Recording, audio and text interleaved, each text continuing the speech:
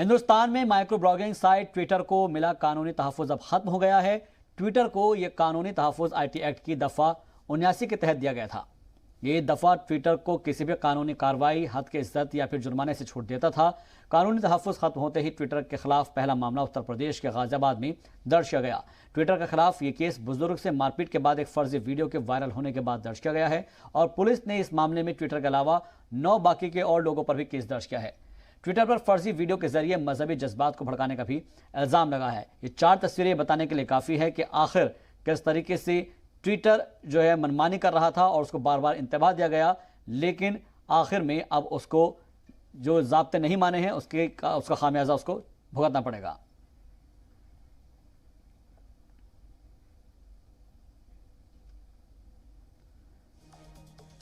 तो अब तक का जो पूरा मामला है वो हम आपको समझा देते हैं कि आखिर हुआ क्या है। दरअसल ट्विटर से आईटी एक्ट की दफ़ा 79 को में सिक्योरिटी अब जो मिली हुई थी उसको वो ख़त्म हो गई है और एक्शन ये हुआ है कि 25 मई तक नए आईटी ज़वाबित नहीं मानने पर कार्रवाई हुई है। अब ट्विटर इंडिया समेत 9 लोगों पर यूपी पुलिस ने एफआईआर की है। ट्विटर के खिलाफ एक्शन लिया गया है। मजहबी जज्बात भड़काने से मुताल्लिक तफात के तहत केस दर्ज किया गया है। गाजियाबाद में बुजुर्ग से मारपीट के मामले में ये कार्रवाई हुई है। बिना वेरिफिकेशन के वायरल वीडियो पर गलत खबर का इल्जाम लगा है ट्विटर पर और इसलिए एफआईआर दर्ज की गई है। बिना जांच किए वाकये को फिरकावाराना रंग देने का इल्जाम लगा है।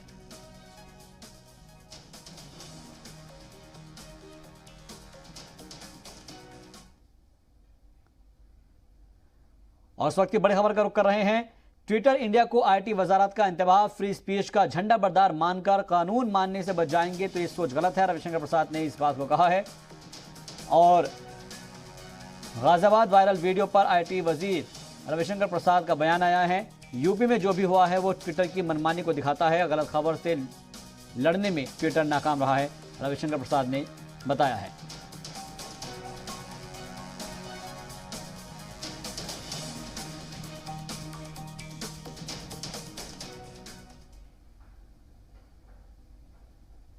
उधर गाजियाबाद के वाकये पर एसएसपी ने कहा है कि ट्विटर के खिलाफ एफआईआर दर्ज की गई है और ट्विटर पर गलतफहमी फैलाने का इल्जाम लगा है।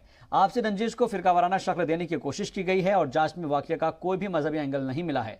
ताबीज को लेकर गुस्से के सबब इन्होंने इस वाकये को अंजाम दिया है। मारपीट में शामिल 3 लोगों को गिरफ्तार करते हुए उन्हें जेल भेज दिया गया है और बाकी के लोगों के लिए हमारी टीमें कोशिश कर रही है। इंक्वायरी में इस घटना का कोई भी धार्मिक एंगल होना नहीं पाया गया। ये घटना निजी कारणों से तावीज को लेकर के नाराजगी, आक्रोश जैसा इनके द्वारा बताया गया, उसके चलते इन्होंने करी। हमने इसको गंभीरता से लिया और इसमें मारपीट में जो व्यक्ति सम्मिलित पाए गए उनमें से 3 व्यक्तियों की हम ऑलरेडी गिरफ्तारी करके जेल भेज चुके हैं। शेष व्यक्तियों के लिए हमारी टीमें लगातार प्रयासरत हैं। लेकिन इसमें जो कंटेंट सोशल मीडिया वगैरह पे पब्लिश किया गया वो गैर जिम्मेदारी वाला है और उसका जो है अभी तक किसी भी तरीके से वेरिफिकेशन नहीं हुआ। तावीज को लेकर के ये घटना की गई और इसीलिए जो है जिन लोगों ने जानबूझ करके सोशल मीडिया पर एक अलग एंगल देने के लिए इसको पब्लिश किया, तो हमने उसके खिलाफ एक एफआईआर कल यहाँ गाजियाबाद में लिखी है, जिसमें 7 लोग के खिलाफ एफआईआर लिखी गई है, प्लस ट्विटर इंडिया के खिलाफ लिखी गई है। हमारी टीम लगातार मॉनिटर कर रही है। कम्युनल हार्मनी और पीस को डिस्टर्ब करने की जो भी कोशिश की जाएगी उसके खिलाफ कठोर विधिक कार्रवाई हम लोग करेंगे। गाजियाबाद में एक वाकये को फिरकावाराना रंग देने के मामले में यूपी हुकूमत के काबीना वजीर सिद्धार्थनाथ सिंह ने अपोजिशन पर निशाना साधा है। उन्होंने ट्वीट कर लिखा है कि लोनी के वाकये को फिरकावाराना रंग देकर यूपी में अपोजिशन खास करके एसपी 2022 में इक़्तिदार में आने को बेताब है, लेकिन बीजेपी सरकार यूपी को फिरकावाराना ताकतों का गढ़ नहीं बनने देगी, जैसे कि एसपी की हुक्मरानी में देखा गया था। तो यूपी को लेकर एक बार फिर से फिरकावाराना ताकतों का गढ़ नहीं बनने दिया जाएगा, ये उन्होंने ट्वीट करते हुए इस बात का जिक्र किया है और कहा है कि ऐसा नहीं होने दिया जाएगा जैसे कि समाजवादी पार्टी के दौरान उनके हुक्मरानी में देखा गया था। तो बीजेपी की तरफ से सीधे तौर पर यह कहा गया है कि जो समाजवादी पार्टी के द्वारा इक़्तिदार में हुआ था उसको नहीं होने दिया जाएगा।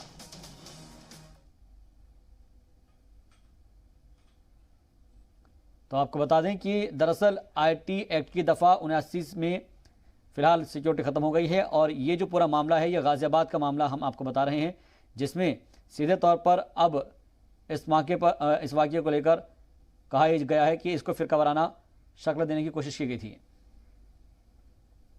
जाके मुझे कमरे में बंद कर दिया तो दिखाओ जरा। और मुझे इतना मारा कि बेटा, और मैं श्री राम करवाए और वंदे मातरम और जो कह रहे कि तू पाकिस्तान में जासूस है, काम करके फराना मेरे ये सारे छोड़ रही है, ये फूल रही है और मेरे ये हाथ में छू गया और मेरे घड़ी वाली सब तोड़ दी उन्होंने और एक वो मोबाइल में था, मोबाइल ले लिया। तो सुना आपने कि क्या ये बयान दिया गया है और इसके पीछे की सच्चाई क्या है, ये भी समझनी ज़रूरी है, क्योंकि जब तक आप सच्चाई नहीं समझेंगे किसी भी चीज़ की तो उसको लेकर एक तरीके से आपके अंदर गलत अवधारणा पैदा होगी और उसको लेकर गलत बयानबाजी होगी। यही क्या है ट्विटर ने, जिसके बाद ट्विटर के खिलाफ एफआईआर दर्ज हुई है। सीधे तौर पर आपसी रंजिश को फिरका वाराना शक्ल देने की कोशिश की गई और जब जांच की गई है पुलिस की तरफ से तो इसमें कोई भी मजहबी एंगल नहीं मिला है। बताया जा रहा है कि ये शख्स को वो तमाम जितने भी जो मुलजिम हैं वो जानते थे और ताबीज़ को लेकर वो गुस्से में थे कि उस ताबीज़ का असर उल्टा हुआ है और जिसकी वजह से इनके साथ मारपीट की गई है। फिलहाल 3 लोगों को गिरफ्तार करते हुए जेल भेज दिया गया है और बाकी के लोगों के लिए टीमें कोशिश कर रही है।